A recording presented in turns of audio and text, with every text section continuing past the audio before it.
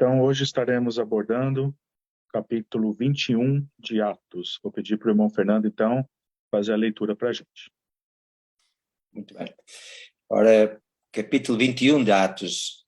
E assim nos diz: E aconteceu que, separando-se deles, navegámos e fomos correndo o caminho direito, e chegámos a Cós, e no dia seguinte a Rhodes, de onde passámos a Pátara.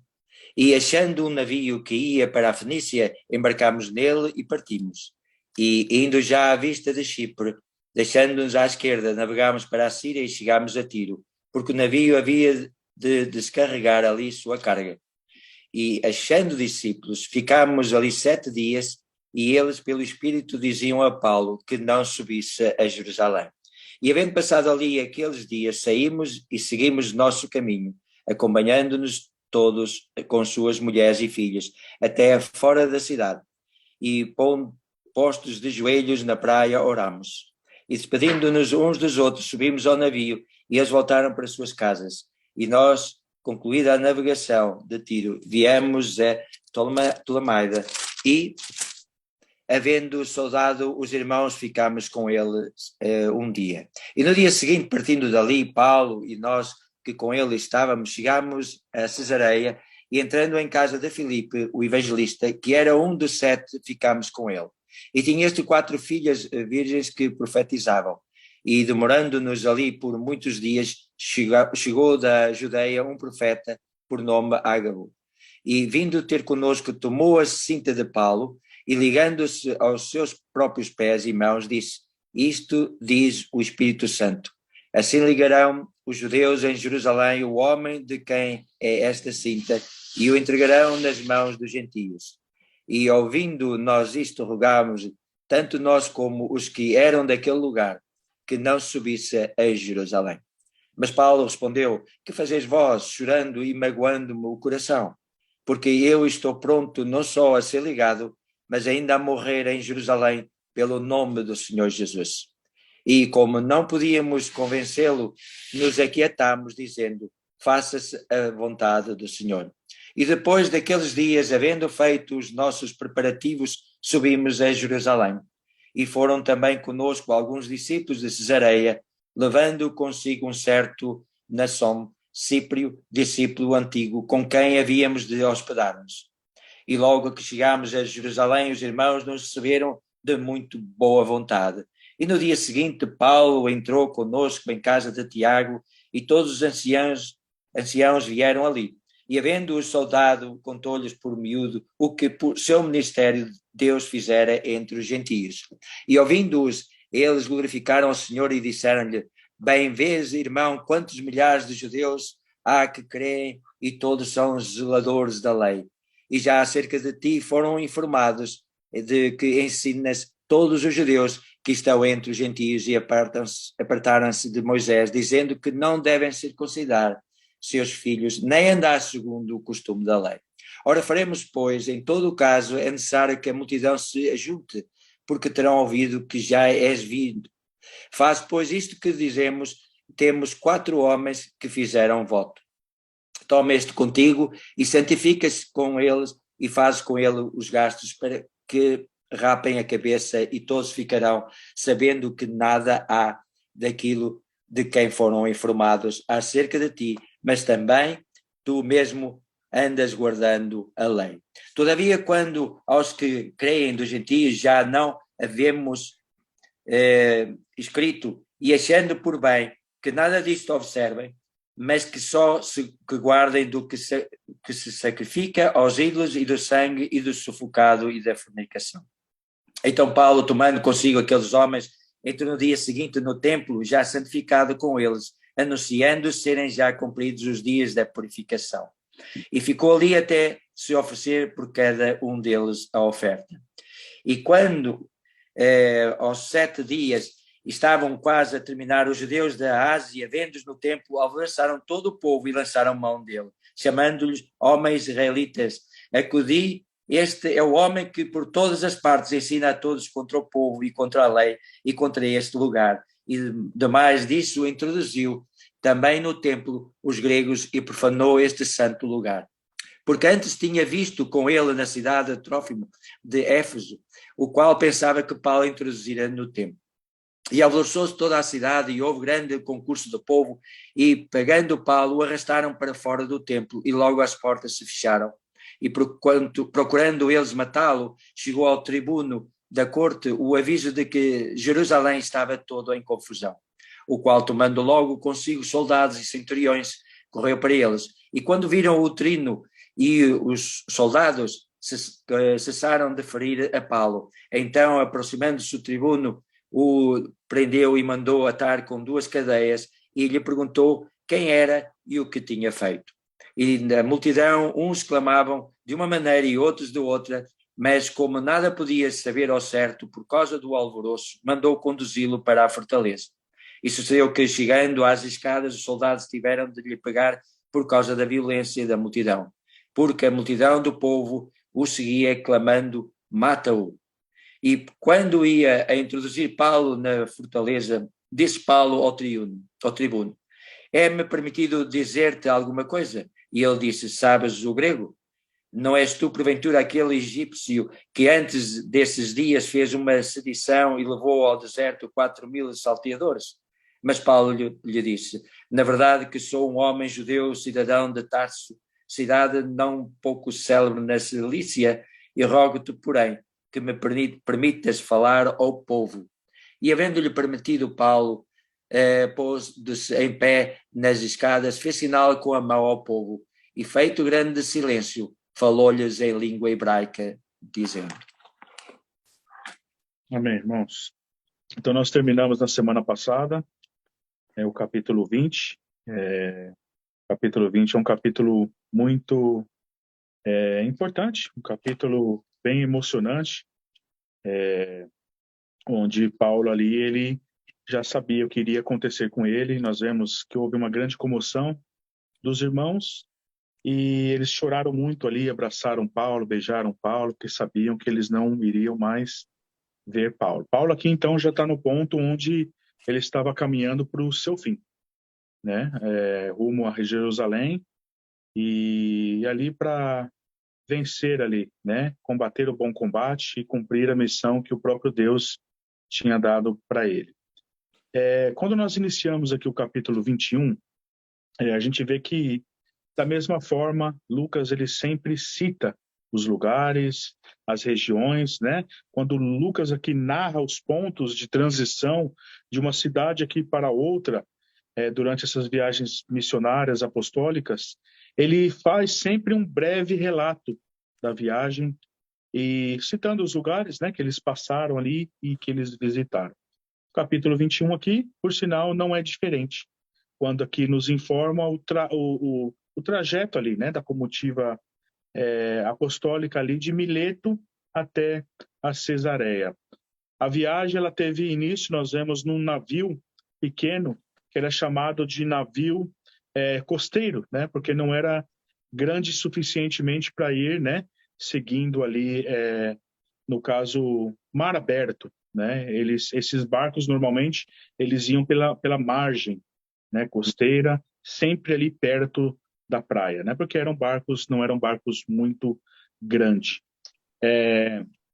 E enquanto, né, eles estavam nesse navio, né, eles pararam, nós vemos aqui, chegaram em Cos, nós vemos aqui no versículo 1, que eles chegaram em Cos, uma cidade que abrigava uma das mais prestigiadas escolas, né, médicas do mundo antigo, que era a escola fundada por Hipócrates, né? Isso aqui é um fato, né, histórico que tinha nessa cidade de Cos. De Cos aqui nós vemos que eles foram para Rhodes, né? Rhodes também é uma cidade muito interessante do mundo antigo, onde ficava ali, né, o Colosso de Rhodes, que era uma das 7 maravilhas, né, do mundo antigo. Mas aqui nessa época, quando Paulo ele foi aqui nesse lugar, né, em Rhodes, o Colosso ali no caso já não era tão mais colossal como quando foi construído, né? Porque ele tinha, segundo a história diz, que ele nessa época ele já tinha sido danificado por um terremoto e algumas partes dele ali se quebraram. Então ele já estava ali danificado. Então, nós vemos aqui que de Rhodes, eles foram para Patara aqui, né? Onde havia também um oráculo, né? Na história, naquela época, um oráculo que tinha uma certa rivalidade ali com o famoso oráculo de Delfos, no mundo antigo. Então, são todas cidades aqui que têm as suas histórias, né? Então, se a gente for analisar historicamente, isso é algo muito interessante, porque eu sempre falo que Lucas, conforme ele vai narrando, são todas cidades verdadeiras, todas cidades que até estão lá, algumas que não existem, né? Como eu já disse, muitas na Turquia. A gente pode ver os seus, no caso, suas construções, algumas delas conservadas até hoje, né? Destruídas. Então, nós vemos que a precisão de Lucas é algo muito importante para nós cristãos, que ele confirma, né, os fatos bíblicos aqui, né? Então nós vemos aqui que finalmente aqui eles embarcaram aqui num cargueiro marítimo, ali carregado ali, né, que navegaria ali no caso para Cilícia. No caminho, ali a gente vê também um outro detalhe, que eles avistaram ali Chipre, a ilha de Chipre, conforme eles estavam ali navegando. Então eles viram a cidade de Chipre e ali navegando para a Síria, sentido a Síria, indo ali para o norte, né? E aí, finalmente, aqui nós vemos no texto que eles desembarcaram em Tiro, na Síria. E o texto também diz ali que eles desembarcaram, né? No caso, o texto também diz que o navio seria descarregado aqui no caso, né? Foram descarregados porque era um navio de carga aqui, já esse aqui que eles estavam. Versículo 4, encontramos os discípulos ali, que eles encontraram os discípulos e permaneceram ali por 7 dias. E Lucas afirma que eles disseram para Paulo, um fato muito interessante aqui, que através do Espírito Santo, pelo Espírito Santo, que Paulo ali não fosse para Jerusalém. Isso aqui é um fato curioso que sempre desperta perguntas das pessoas, porque nós já sabemos até aqui que foi o próprio Espírito Santo que guiou Paulo, né? Sempre ele guiado pelo Espírito Santo ali, e que ele já sabia que ele iria até, né, ser preso ali, e o fim dele já seria ir caminhando ali para a sua morte. Obviamente ele fez muitas coisas ainda antes de morrer, pregou para muitas pessoas, teve ali um ministério em Roma, depois ele ainda saiu da prisão, foi preso novamente, então teve toda ainda uma história aqui ainda para ser contada. Mas ele já sabia que ele iria morrer, que ele deveria ir para Jerusalém. E peraí, então se Paulo, guiado pelo Espírito Santo, ele deveria ir para Jerusalém, como aqui que o texto nos diz que os irmãos estavam também inspirados aqui pelo Espírito Santo, dizendo para eles, para Paulo não ir para Jerusalém. Irmãos, isso aqui é uma coisa simples, na verdade, da gente pensar. Se a gente for pensar, o Espírito Santo já tinha revelado para Paulo que ele deveria ir. Nós vemos aqui também que ele mesmo já tinha revelado ali para os pastores de Éfeso, como nós vimos no capítulo anterior. E aqui nós vamos ver um outro indivíduo aqui, que a gente vai tratar um pouquinho mais para frente, que ele também fala disso, né? Profetizando ali, no caso, né? Teve uma revelação de que Paulo iria ali para Jerusalém realmente. Então, o Espírito Santo, ele normalmente, ele nos dá dons, frutos do Espírito, como a Bíblia chama de frutos do Espírito, entre outras coisas, né? Nos motiva. Então, se o Espírito Santo motivou os irmãos ali a amarem Paulo, a ter uma comunhão com Paulo, é muito natural que eles não quisessem que Paulo fosse para Jerusalém. Eles sabiam que Paulo iria rumo à morte. Aí ele já teve um rastro, né, de muito sofrimento até aqui. E ali os irmãos, né, essa comunhão, esse amor que eles tinham pelo grande líder deles. Paulo era o grande líder, né? Então os irmãos era natural. Eu também, irmãos, me sentiria da mesma forma, inspirado pelo Espírito Santo, pelo amor que o Espírito Santo me deu pelo meu líder, né? E ali eu também sentiria isso. Não queria, Paulo, não quero que você vá não, fica aqui, né? É natural isso. Então não tem nenhuma contradição aqui, irmãos. Foi algo inspirado pelo Espírito Santo mesmo. Que o Espírito Santo causa em nós, irmãos em Cristo, amor uns para com os outros, comunhão uns para com os outros, né? E por causa desse zelo e dessa inspiração, dessa motivação do Espírito Santo, foi porque os irmãos aqui não queriam que Paulo fosse para Jerusalém. Mas, obviamente, ele tinha que cumprir ali o ministério dele, né? Então, nós vemos aqui que depois de 7 dias, eles partiram aqui, após orarem ali com os crentes e suas famílias, eles ali embarcaram no navio e retornaram ali para casa, quando concluíram ali a sua viagem para Tiro, né? Chegaram a Ptolomeida ali, onde ficaram ali também por um dia. Então nós vemos no texto aqui que no dia seguinte eles partiram ali e foram para Cesareia. E entrando ali na casa de Felipe, o evangelista, que era um dos 7, ficaram ali com ele. Nós vemos isso no versículo 8, né? E aqui nós vemos, esse Felipe já tinha sido mencionado em Atos. Nós vemos aqui, conhecemos Felipe ali de Atos capítulo 8, ele foi um daqueles separados e usados por Deus para evangelismo e missões. Ele já havia se deslocado ali para Cesareia, onde aqui nós vemos que foi o lugar onde ele se estabeleceu. O acontecimento que aconteceu ali no capítulo 8 até aqui, capítulo 21, se passaram 20 anos, irmãos. Então, aquele capítulo 8, onde nós vemos esse personagem, Felipe, e até aqui onde nós estamos, se passaram 20 anos.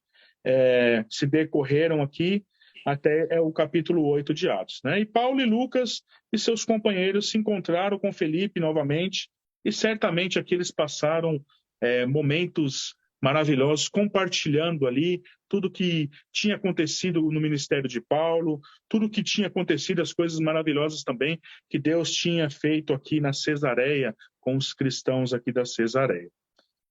No versículo 19, que Lucas afirma, né, entre esses 20 anos do capítulo 8, Felipe, nós vemos um detalhe interessante aqui, que Felipe e a sua esposa tiveram 4 filhas.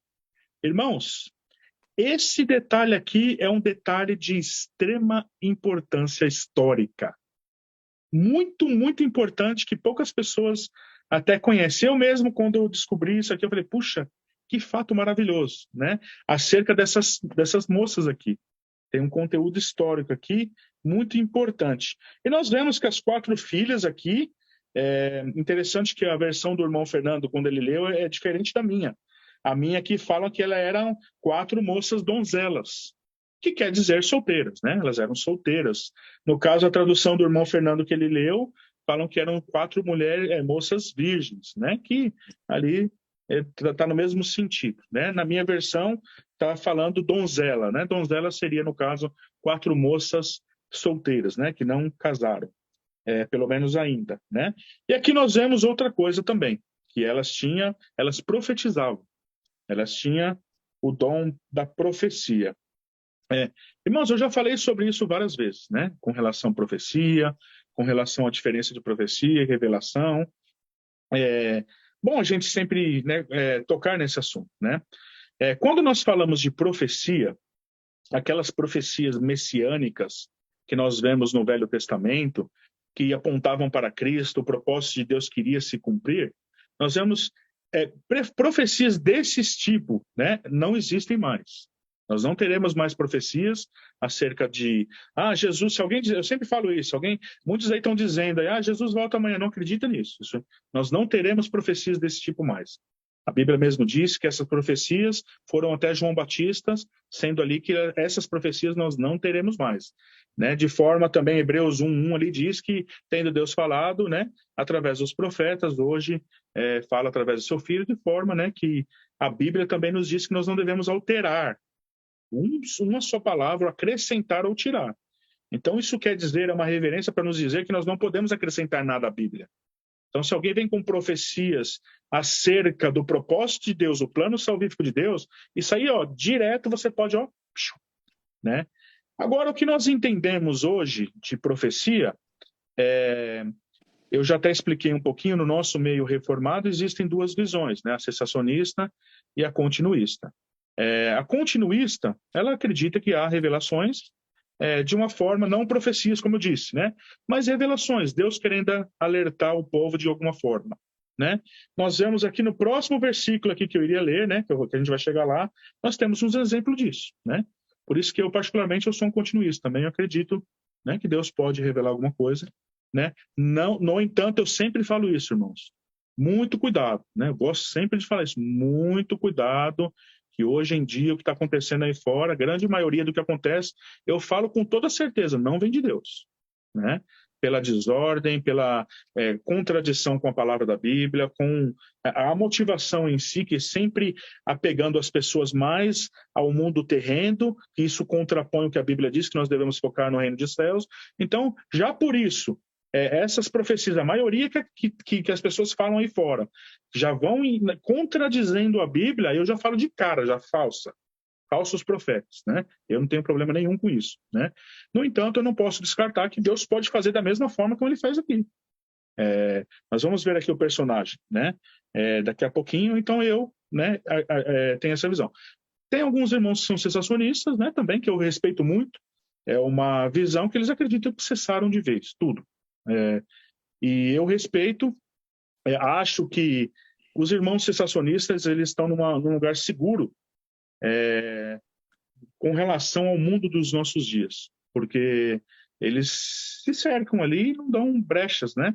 Então, de um certo ponto, eles não caem nessas profecias todas aí que, como eu já disse, a maioria delas eu acredito que são falsas. No entanto, eu sou um continuista porque eu não posso, biblicamente, dizer para os irmãos que cessaram dons ou cessaram. Não cessaram. Para mim é muito claro, a gente já tem seguido aqui Atos todo, para mim não cessou nada. Agora eu entendo que as coisas não vêm do homem. Hoje em dia, vai lá uma pessoa, a pessoa aquela ali tem um dom de cura. Aí é o curandeiro da igreja. Aí vai todo mundo naquela pessoa, já deixa, não vai mais em Cristo, vai na pessoa. Esse tipo de coisa também, eu acho que não é a forma bíblica. Nós vemos ali no capítulo 12 de Coríntios, que fala que todos os dons são dados pelo mesmo Espírito e distribuído para quem ele quiser, como lhe apraz. Então nós vemos, essas coisas não tem hora marcada. Vamos fazer o dia das profecias, o dia das curas. Não tem hora marcada, não tem, a gente não pode fazer isso. E tem pessoas dando ordem a Deus, que aconteça tudo. Dessa forma também, irmãos, eu descarto tudo isso. Eu gosto sempre de falar para os irmãos, para a gente seguir como a Bíblia está escrita. Se estiver de acordo ali com Coríntios capítulo 12 e com Coríntios capítulo 14, para mim não tem problema nenhum. Agora, né, se não estiver, eu já de cara já descarto, tá? Mas aqui então, voltando para o texto aqui, nós vemos que essas moças aqui, elas profetizavam, né? Eu já citei isso para os irmãos, eu quero só relembrar, que já faz algum tempo, a visão do John Piper. O John Piper, ele é um reformado continuista. E ele, uma vez, falou uma coisa bem interessante. Ele disse, o que é a diferença da profecia do Velho Testamento e a profecia do Novo Testamento, que está falando aqui, né? Elas profetizavam. E ele estava dizendo assim, como não tem mais essas profecias messiânicas, tudo, como era do Velho Testamento, hoje em dia a profecia é quem prega a profecia, que é a Bíblia. Só que quando você prega a Bíblia, Deus ele te dá uma capacitação. E ele citou até um exemplo que aconteceu com ele, que ele estava num café e uma pessoa reconheceu ele, você é o John Piper, pastor John Piper, que legal, gosto tanto dos seus vídeos, tudo. E aí ele falou, que bom, você trabalha por aqui, que bom, a gente está em estudos aqui perto aqui também, né? Ela falou, a gente pode fazer um estudo, ela comentou, pode fazer um estudo ali no meu trabalho. Ele falou, vamos fazer um estudo lá eu não lembro o andar que ele falou, no andar 14º ali daquele prédio. Ela ficou surpresa, né? Falou, puxa, e foi espontâneo, ele foi, né, falando e foi espontâneo. Então, assim, vindo de uma pessoa como o John Piper, né, que para mim é um grande pastor bíblico, né, e ele explicou, né, que ele teve essa experiência. Ele falou que quando a pessoa está pregando a profecia, o Espírito Santo capacita a pessoa e pode ser sobrenatural. Eu acredito nisso, irmãos. Eu acredito que Deus ele pode capacitar uma pessoa sobrenatural, né? Eu prego sempre, falo para os irmãos também, para a gente tomar cuidado. Deus nos nossos dias age de formas muito mais naturais do que sobrenaturais, isso é fato. A gente não vê milagre caindo do céu para tudo que é lado, e Deus realmente age mais de formas naturais. Então, eu sempre falo, irmãos, nós devemos entender o que a Bíblia diz, mas estar muito cautelosos com o que está acontecendo, sempre provar o Espírito, como a Bíblia diz, não acreditar em tudo, não engolir tudo. Nós devemos sempre, aprendemos sobre os nobres bereanos, devemos ser como os nobres bereanos e sempre analisar as Escrituras, ver se está nos padrões bíblicos de acordo com a Bíblia, e assim nós seguimos, para não sermos enganados, né?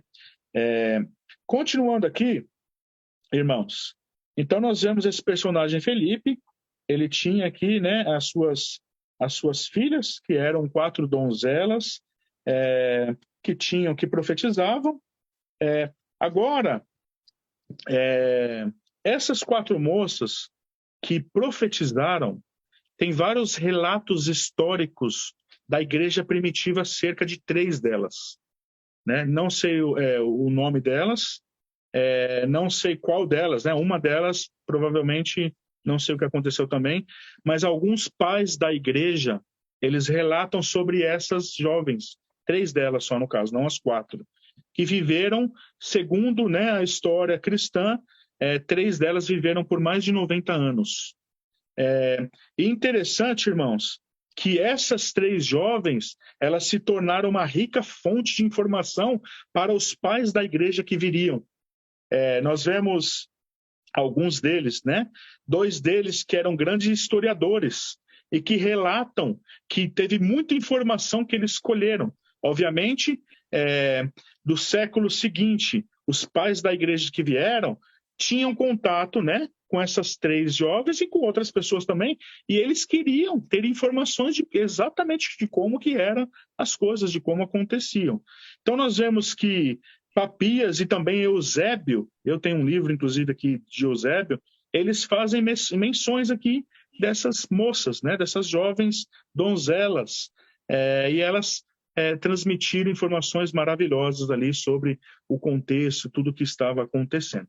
Um outro pai da igreja, que também cita essas jovens, é o bispo de Esminas, né, no caso, Esmirna, né, desculpa, que foi martirizado também quando já tinha mais de 90 anos. Então, ele teve uma vida muito longa também, então ele pôde relatar bastante coisas, né? Então, ali, ele conseguiu muitas informações também com essas jovens.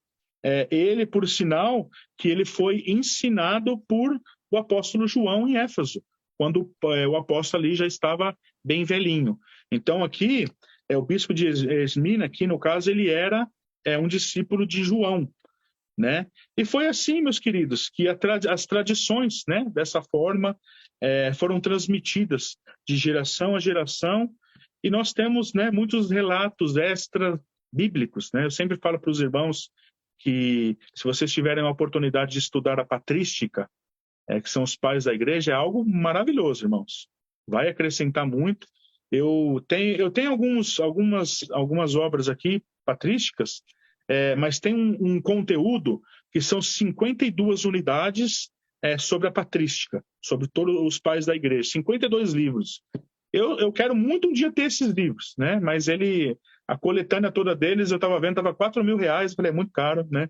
Não vou gastar tudo isso com livro, porque eu não tenho condição no momento. Mas é uma coisa que futuramente eu quero ter, essa coletânea, né? E poder ter um tempo bom, né? Porque são 52 livros, eu acho que vai ter um tempo bom para poder estudar tudo aquilo, né? Então, a gente consegue detalhes sobre o contexto, aqui principalmente de Atos, e muitas coisas que aconteceram naquela época, com os pais da igreja. E aqui, irmãos, sempre lembrem disso, gravem aqui essas 4 donzelas. Essas 4 donzelas foi uma fonte que informou muito o próximo século que viria, né, os pais da igreja, sobre as coisas que aconteciam aqui nessa época aqui na igreja primitiva, tá?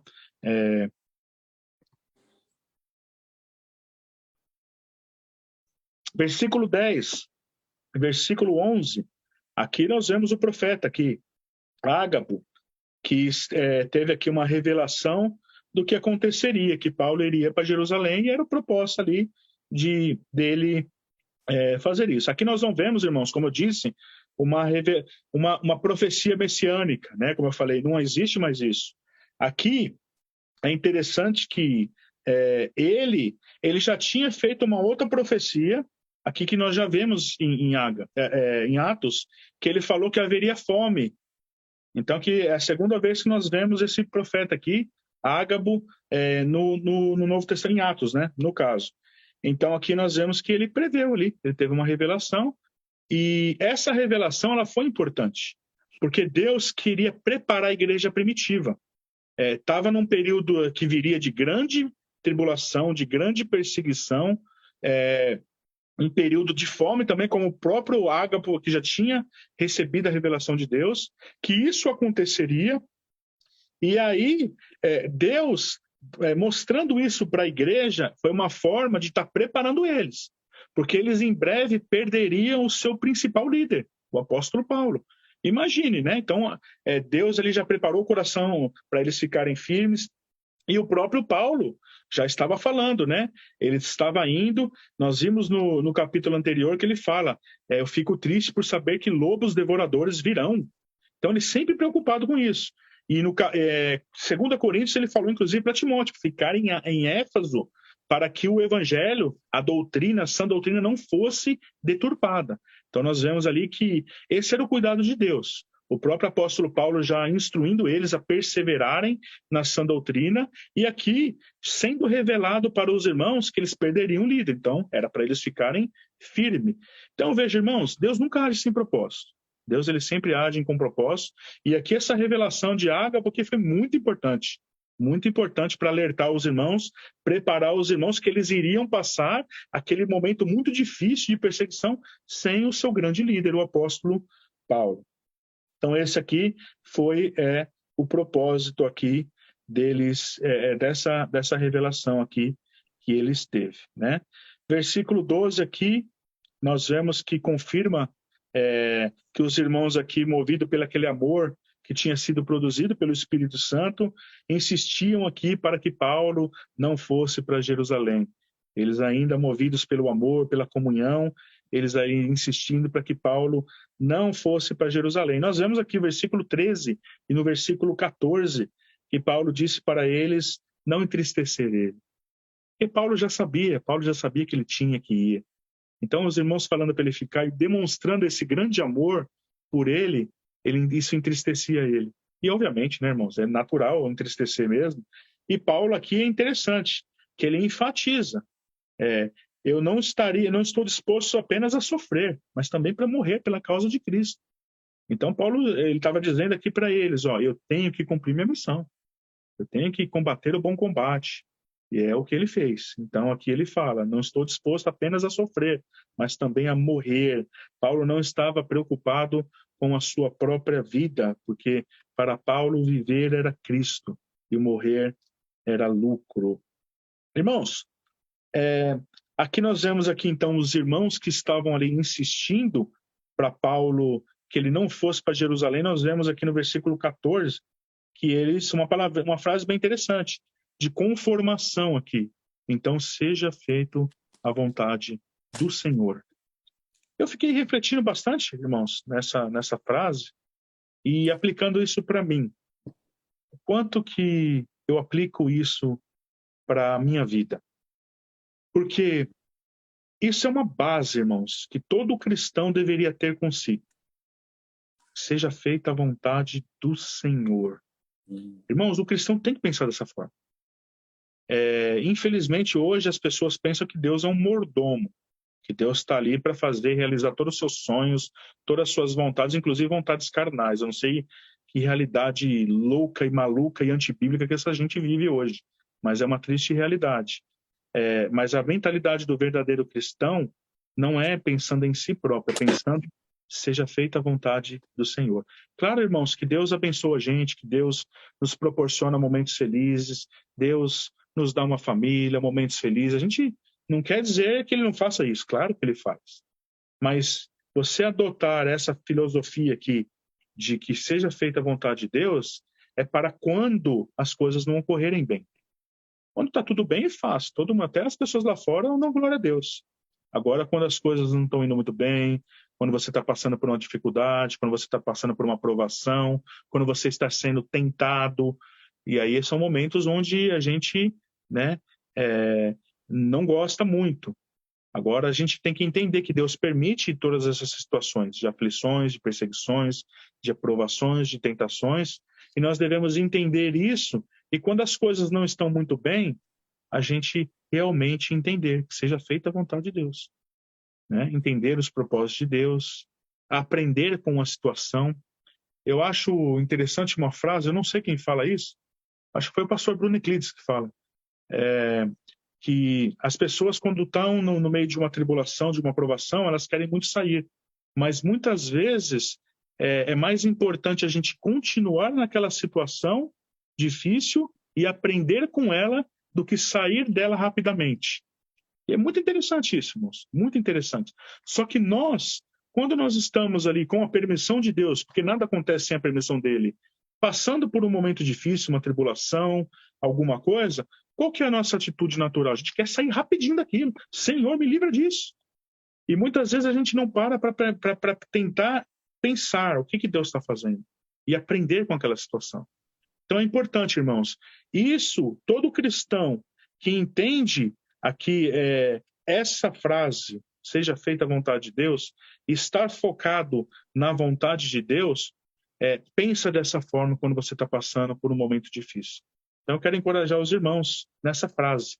Grifem aí essa palavra, façam um highlight aí nessa frase, seja feita a vontade de Deus. Né? Que isso seja uma realidade para nós, irmãos. Que a vontade de Deus possa ser feita e não a nossa. E que nós possamos estar abertos para a vontade de Deus na nossa vida. E não, como muitos fazem, lutar contra Deus. Isso é muito importante. E aí eu deixo uma introspecção aqui, meus irmãos. O quanto você tem praticado essa frase na sua vida? Você tem realmente verificado as situações adversas nas suas vidas e visto o propósito de Deus, aprendido com o propósito de Deus? Ou você quer só a sua vontade? Você ora a Deus sempre, me livra logo, Senhor, e sem perceber o que Deus está fazendo. Nós devemos, irmãos, ser sensíveis a Deus, ser sensíveis ao Espírito Santo e entender os propósitos de Deus. E Deus nos ensina muito, irmãos, quando Ele permite que nós venhamos passar por uma situação difícil. O próprio Deus diz que Ele açoita, a palavra diz açoita aquele que Ele ama. Deus educa, Ele nos educa. Da mesma forma que um pai e uma mãe que ama, educa o seu filho para que ele aprenda. De um lugar aqui para o outro, então, nós vemos que o apóstolo Paulo enfrentou crise após crise aqui, sempre sofrendo, e aqui nós vemos uma situação bem difícil. Ele já vinha aqui de várias situações onde ele era espancado com varas numa cidade, apedrejado na outra, numa ele era preso, e aqui nós vemos que ele sempre conseguia escapar. Ele sempre escapava ali, obviamente porque Deus livrava ele. Mas Paulo passou por muita coisa, e Deus foi livrando ele até ele cumprir o propósito que ele tinha que cumprir. E nós vemos, ele passou tanta coisa até aqui, até esse momento. E aqui nós vemos também que o próprio Ágabo aqui falou para ele o que teve essa revelação e falou o que queria acontecer. E nós vemos aqui no meio do júbilo, Lucas nos diz aqui um rumor que houve aqui, caminhando aqui já indo para a parte final aqui de Atos 21, Lucas nos diz um rumor que começou a circular ali entre os cristãos da comunidade judaica. As pessoas estavam dizendo que Paulo ali ele ensinava os judeus convertidos a esquecer a lei de Deus, né, do templo, desfazer todas as tradições judaicas. E Paulo aqui, nós vemos que passou por uma situação muito difícil aqui. Nós vemos que eles queriam matar Paulo, na verdade, prejudicar Paulo. Só que até então aqui, irmãos, nós lendo isso, essa informação ela veio da comunidade cristã judaica. Então, quando Tiago aqui fala para Paulo fazer esse ritual aqui com esses 4 homens aqui, que iam fazer esse voto nazireu aqui. Eu já expliquei também que eles cortavam o cabelo, no caso, passava esse período aí de no mínimo 30 dias, depois eles queimavam em sacrifício o cabelo ali, rapavam, né, o cabelo, ou cortavam, a gente não sabe ao certo, e fazia o sacrifício do ritual da purificação, que aí nós vemos eles faziam, muito comum aqui, durante os dias de 7 dias aqui da festa de Pentecostes. E aqui nesse contexto nós vemos nessa festa, milhares de judeus vinham ali de toda parte a Jerusalém para celebrar esse ritual aqui, essa festa, e oferecer esse sacrifício. Nós vemos aqui que eles queriam, então, que Paulo fosse também com eles, com esses nazireus, e participasse desses ritos, e nós vemos que Paulo concordou com isso. Ele concordou. Isso aqui, na verdade, foi uma estratégia, irmãos, para que eles despistassem ali. Até então nós não sabíamos, né, mas agora fica claro. No versículo 27 e 28, nos mostra que esses judeus não eram judeus cristãos. Eles eram, na verdade, aqui, ó, versículo 27 e 28, eram judeus da Ásia Menor ali, que já no passado, como nós já vimos, eles rejeitaram o ensino do apóstolo Paulo. Então, era eles aqui, judeus da Ásia Menor, que estavam causando confusão aqui, e que eles já haviam rejeitado o ensino do apóstolo Paulo. Então, nós vemos aqui essa situação, irmãos. Mais uma vez, Paulo é espancado, foi espancado de uma forma violenta aqui. Nós vemos até que o comandante aqui chegou, tirou ele, teve que ajudar ele, porque o espancamento foi tão severo que teve que ajudar ele. E nós vemos que o capítulo acaba justamente com Paulo começando a fazer o seu discurso ali. Ele se levanta ali, e aí vai começar, no caso, Paulo, né, perante o Sinédrio aqui, e aí começa, no caso, o discurso que ele vai dar. Né? E isso aí, no caso, no próximo capítulo aqui que a gente que ele faz a sua defesa. No Sinédrio não, desculpa, irmãos, ele faz a sua defesa aqui no capítulo 22. Então a gente não vai entrar nessa parte agora, tá? A gente entra nessa parte da defesa dele no capítulo 22. E é isso, irmãos. Esse capítulo acho que a gente tinha para falar, importante aqui, a gente falou. Se os irmãos tiverem alguma dúvida também, depois a gente pode estar cobrindo também no nosso bate-papo, amém? Vou pedir para o Charles, então, terminar, aí eu vou fazer uma oração. Então,